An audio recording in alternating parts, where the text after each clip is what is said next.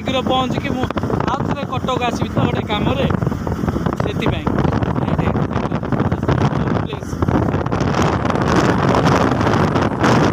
आगक अच्छी अदालत ओडिशा हाईकोर्ट जहाँकि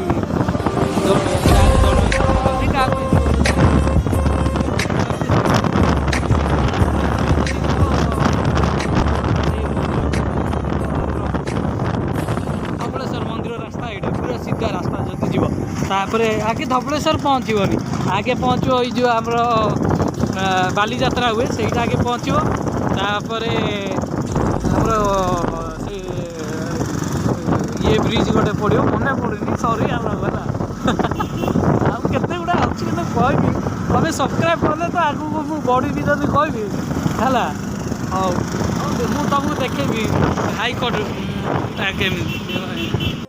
एटा से हाईकोर्ट ओडिशार बृहत्तम हाईकोर्ट जोटिकी लोक मान शास्ति दिखती अदालत मुक्त करती निर्दोषी वाला यही हूँ हाईकोर्ट आउ आईन विभाग जो पिला माने पाठ पढ़ती से भी आगे अच्छी जस्ट यही आगे देखा टिके देखा से आईन महाविद्यालय जहाँ वकिलाती पाठ पढ़ती बहुत खर्च करती से जहाँ शुणा अनुसार आसूची सब कटक से शुणु